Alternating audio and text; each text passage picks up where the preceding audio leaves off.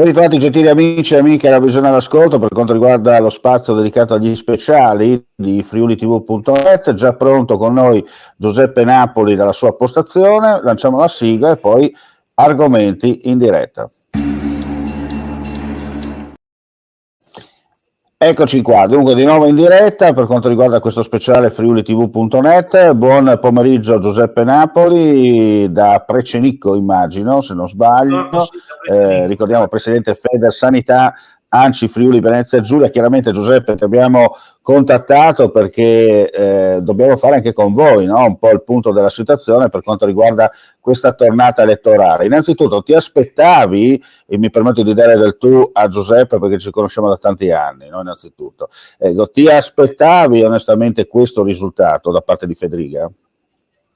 Federica ha raccolto ciò che ha seminato moderazione, ha seminato voglia di lavorare, ha tenuto unito un gruppo che non era scontato potesse restare coeso all'inizio, perché tutti parlano del Federica di adesso. Io ricordo il Federica quando è partita la giunta regionale, anche le difficoltà non dichiarate che ci sono state per la composizione di quella giunta regionale, la prima. Quindi secondo me Federica ha raccolto il risultato di una, come dire, di una moderazione, di uno stile, se vuoi uso un termine che può sembrare un po' ormai, come dire, superato, uno stile molto democristiano, intelligente democristiano di gestire la complessità della cosa pubblica.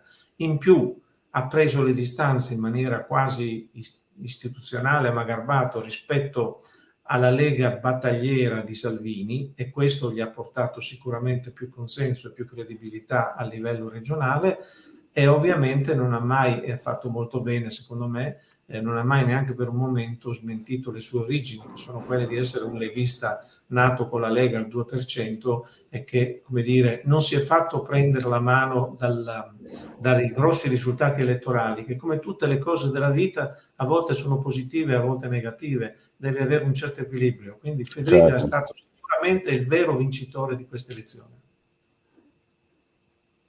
Ecco, hai detto tu, veramente lui è il vincitore di questa elezione, come lo è stata alla fine la Lega, no? Perché la Lega era stata data per spacciata da tutti i competitor per quanto riguarda il settore mio e anche esterno, dicevano la Lega non farà granché, sfonderanno altri, e poi invece i numeri parlano chiaro. Io appartengo tra coloro, magari una piccola minoranza, che negli ultimi 6 mesi ha detto la Lega qui avrebbe non solo tenuto, ma avrebbe fatto un ottimo risultato.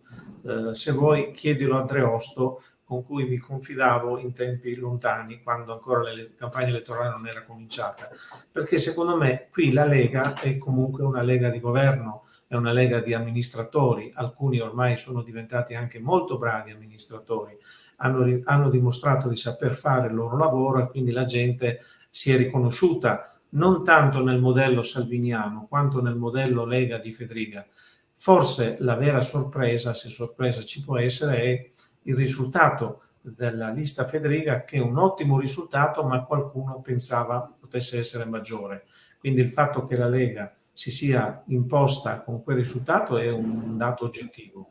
Il dato forse che ha sorpreso in negativo è il mancato successo, ma tra virgolette mancato, di Fratelli d'Italia, atteso che da come è partito 5 anni fa, come è arrivato adesso Fratelli d'Italia, io vorrei sempre appartenere a coloro che perdono con i risultati come Fratelli d'Italia. Cioè, ricordiamoci da dove sono partiti 5 anni fa e vediamoli adesso con una compagine, se ricordo Certo. bene, di 9 consiglieri regionali, che non è cosa da poco. Certo, hai detto la cosa giusta, però se dobbiamo analizzare il voto politico, effettivamente Fratelli d'Italia è quella che esce con le ossa un po' rotte da questa tornata elettorale, perché dal 31% ottenuto nelle politiche di settembre 2022 al 18% invece per quanto riguarda questa tornata elettorale, hai sottolineato anche il fatto che nel 2018 praticamente era appena partita e non è che portò grandi risultati a casa. Guardiamo il bicchiere mezzo pieno, secondo te devono guardare il bicchiere mezzo pieno o mezzo vuoto, quelli di Fratelli d'Italia? Ma dovrebbero guardare il bicchiere mezzo pieno, perché devono pensare da dove sono partiti e dove sono arrivati. Devono guardare il bicchiere mezzo vuoto per capire che cosa non ha funzionato a livello regionale e probabilmente, come dire, una classe dirigente non si improvvisa. Quindi bisogna avere la capacità di stare sotto, di creare, rafforzare la compagine degli amministratori comunali, locali, lì crei il tessuto amministrativo competente e la dimostrazione concreta si chiama Mario Anzil, che ha fatto un risultato col botto perché veniva da un'esperienza lunghissima di sindaco, di uno dei migliori sindaci della zona, di un sindaco capace di fare una cosa di cui alcuni sindaci hanno l'orticaria, la fusione, cioè ha saputo costruire da due comuni, farlo diventare uno solo e dimostrare che si può far bene, che si può risparmiare, e quindi questo, come dire, è un segnale di buona amministrazione ed è stata premiata. Forse Fratelli d'Italia deve impegnarsi molto sulla formazione dei propri amministratori. Ecco, questo volevo chiederti, nel senso che probabilmente Fratelli d'Italia ha fatto una campagna elettorale più virtuale che reale sul territorio. Se escludiamo appunto alcuni che poi alla fine hanno ottenuto i risultati, parlo per la provincia di Udine e anche per la provincia di Gorizia, dove praticamente qualcuno si aspettava qualcosa di più e invece, mentre magari tu hai detto Anzil ha lavorato sul territorio perché è andato a suonare il campanello, no? Come si dice in questi casi, dimostrando poi anche con i fatti quello di che pasta è fatto, mi scuso con gli amici per il gioco di parole, mentre magari qualcun altro ha vissuto più sul traino Meloni e non solo, ma usando forse troppo i social, e alla fine usare troppo i social possono essere positivi ma a volte anche negativi, no? Sì, sono d'accordo con la tua analisi, dirò di più che ormai ci sono le stagioni dal punto di vista della politica in cui un movimento, una forza politica cresce in maniera notevole. Se penso al PD di Renzi di qualche anno fa, penso a come il PD oggi, evidentemente è cambiato il mondo. Quindi vuol dire che non è un automatico, non c'è un automatismo per cui ciò che succede in una lezione poi automaticamente si ripete. A volte, nella stessa giornata, tra le elezioni politiche e le elezioni amministrative ci sono differenze notevoli, perché nelle elezioni politiche si vota secondo l'ideologia, se vuoi, di appartenenza, anche se è molto sfumata ormai in questi anni, mentre invece in quella amministrativa locale tu voti la persona e quindi se la persona la gradisci, anche se sta a sinistra o a destra, la voti indifferentemente. Se non la gradisci, evidentemente il segnale mi pare chiaro.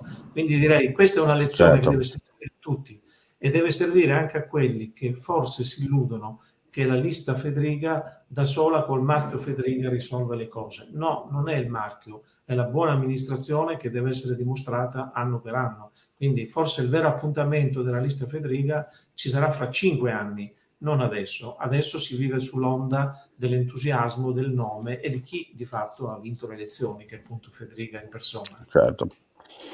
Senti, allora andiamo a parlare invece, Giuseppe, per quanto riguarda il ruolo del Federsanità ANCI in Friuli Venezia Giulia, e ne approfittiamo per il fatto, tanto ho visto che ho visto su Facebook delle foto in cui hai visitato la città del Vaticano nei giorni scorsi, no? Ho visto anche un incontro col Santo Padre. È una foto recente oppure di qualche settimana fa? È una foto che risale a giugno, al mese di giugno del 2022, quando tutta Federsanità Nazionale si è recata in udienza, siamo stati ricevuti dal Santo Padre. Ma anche per quelli che sono, come dire, tosti o laici, la presenza di un personaggio straordinario come Papa Francesco, come dire, intenerisce anche i cuori più duri. E posso dire che, anche se era molto già provato quella volta, la percezione che abbiamo avuto quasi tutti presenti è di un pastore straordinario, Certo. che Dio lo mantenga in salute. Approfittiamo per fargli gli auguri, insomma, di pronta guarigione. Che è a lungo possibile, però l'avevo messa questo richiamo in Facebook per formulare gli auguri nel momento in cui lui, come dire, era ritornato in ospedale per gli acciacchi dovuti all'età, perché poi l'età, Certo. a prescindere, crea acciacchi. Avanza. E credo anche per la vita straordinariamente impegnativa che ha a quel livello un pastore, e poi un papa che vuole cambiare le cose penso che abbia qualche difficoltà in più di quelli che non vogliono cambiare niente. Certamente. Senti, allora invece parliamo per quanto riguarda Federsanità, ANCI, Friuli, Venezia Giulia, quali sono le prospettive dopo questo nuovo rinnovo del Federiga bis? Nel senso, cosa vi aspettate adesso dalla Regione per quanto riguarda la vostra competenza? Beh, la prima cosa che ci aspettiamo è che Federiga scelga o mantenga o riconfermi, veda Federiga quello che riterrà più opportuno, un assessore alla salute che sia una persona che si faccia carico, si metta sulla schiena forse non solo il 55-60% del bilancio regionale in termini di impegno di spesa, ma anche una delle note su cui questa campagna elettorale, se tu, penso i telespettatori l'avranno, se ne sono accorti, si è parlato moltissimo di sanità. Io dico si è parlato di salute, non solo di sanità. Si è parlato moltissimo delle cose che hanno funzionato e di quelle che hanno funzionato meno bene. Quindi noi ci auguriamo che il prossimo interlocutore sia un interlocutore autorevole come lo è stato Riccardo Riccardi, a cui va riconosciuto comunque il merito di aver tenuto la barra dritta. Poi ognuno può avere le sue idee e poi io sono dell'idea da sempre che una cosa è parlare di sanità e una cosa è sporcarsi le mani con la sanità. È un po' più difficile, è un po' più complicato, ci sono Certo. meccanismi che non sono tutti regionali, non sono tutti regionali. I nostri telespettatori devono sapere che quando i medici di famiglia non ci sono, e quando le università non sfornano specialisti e quando le università ritardano, come dire, nel sfornare nuovi laureati in medicina, in infermieristica e quant'altro, non è colpa della regione, sarà colpa della politica in senso politico regionale e Chiaro. nazionale, ma non può essere la Mhm. regione.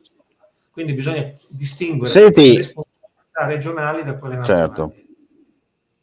No, volevo chiederti che differenza c'è stata, visto che tu da tanti anni sei presidente e comunque sei dentro sempre nella Federsanità dell'ANCI, del Friuli Venezia Giulia, volevo chiederti che differenza c'è stata tra l'assessore giunta centro-sinistra e l'assessore giunta centro-destra. Puoi anche non rispondermi. Hai notato qualche differenza? No, non ti rispondo perché ho avuto la fortuna o se vuoi la responsabilità o se vuoi il privilegio, io lo chiamo il privilegio, di poter vedere gli assessori degli ultimi 25 anni e ti assicuro che non è vero che un assessore vale come un altro, non è assolutamente vero e non è neanche una questione di appartenenza ideologica, politica.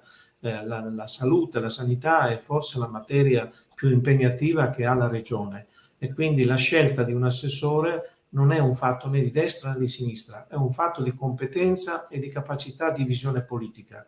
Ripeto, se tu mi chiedi il giudizio su Riccardi, il mio è un giudizio positivo. Se pensassi a un futuro assessore, mi auguro che abbia la voglia di lavorare, la determinazione e la capacità che ha avuto questo che è uscito.